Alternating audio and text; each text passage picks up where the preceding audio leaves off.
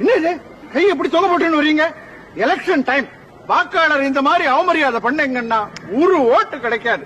Election முடிகிற வரைக்கும் கும்பிட்ட கை கும்பிட்டபடியே இருக்கணும். இந்த போஸ்ட் மாறக்கூடாது, இப்படியே இருக்கணும். இப்படியே வா. அப்ப முதுகு சொரியணும்னா உங்களுக்கு முதுகு சொரியறது முக்கியமா, தேர்தலில் ஜெயிக்கிறது முக்கியமான்னு முதல்ல டிசைட் பண்ணிக்கோங்க. ஐயோ, என்ன எப்படியா ஜெயிக்க வச்சு என்ன கும்பிடாதீங்க. எனக்கு ஏன் கும்பிடு? சின்ன பையன், அவனுக்கு கும்பிடுங்க. அவன் கோச்சுக்க போறான். இவனுக்கு தான் ஓட்டே கிடையாது. அவனுக்கு ஓட்டு இருக்கோ இல்லையா? அவன் அப்பா அம்மாவுக்கு ஓட்டு இருக்கோம்னா இவனுக்கு மரியாதை காட்டலன்னா அவன் 2 பேருக்கும் கோவம் வந்துடும். போடுங்க, கும்பிடு. வணக்கம் தம்பி. ஐயோ, அப்படி இல்ல. தம்பி குலமே வணக்கம். தம்பி குலமே வணக்கம். சாப்பிட்டியாப்பா? 1 ஓட்டு. உங்க அப்பா அம்மா நல்லா இருக்காங்களா? 2 ஓட்டு. பள்ளிக்கூடத்துக்கு போனியா? 3 ஓட்டு. நல்லா படிக்கிறியா? 4 ஓட்டு. அப்படியே அந்த மூக்கு செடி கொஞ்சம் தொடச்சு விட்டுருங்க. உங்க வீட்டுல இட்லிக்கு மாவு அரைக்கணுமா சொல்லுங்க, நான் அரைச்சு தரேன்.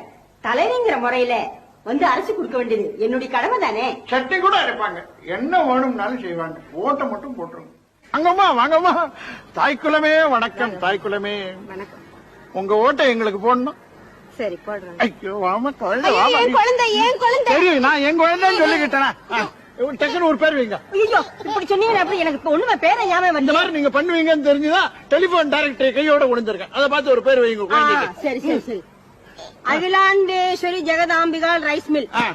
Akilandeswari Jagadambikal rice mill. Rice மில்லா? இல்ல இல்ல, ரைஸ் மில் அடுத்த குழந்தைக்கு அது பேர் வச்சுக்கலாம். இந்த குழந்தை அகிலாண்டேஸ்வரி ஜெகதாம்பிகால். உனக்கு பிறக்க போற தம்பி ரைஸ் மில். நீங்க ஜெயிச்சா எங்களுக்கு என்ன பண்ணுவீங்க? உங்களுக்காக நான் தூக்கல வேணாலும் தொங்குவேமா? ஐயோ, அதெல்லாம் ஒண்ணு வேண்டாங்க. அது தியாகங்க, தியாகம். நீங்க அடிச்சாலும் சரி, சாவடிச்சாலும் சரி, உயிரே போனாலும் பிசாசா வந்தாவது உங்களுக்கு சேவை பண்ணுவாங்க. ஆண்டாளா பிசாசான்னு உங்களுக்கு வித்தியாசமே தெரியக்கூடாது. வணக்கம் தாய்க்குளம். சிலப்பதிகாரம் கண்டெடுத்த சீதை, ராமாயணம் கண்டெடுத்த ராதை, இலக்கியத்தின் கடல், இலக்கணத்தின் குடல், அகில உலக தலைவி அன்னை ஆண்டாளையே ஆதரிப்பேன்.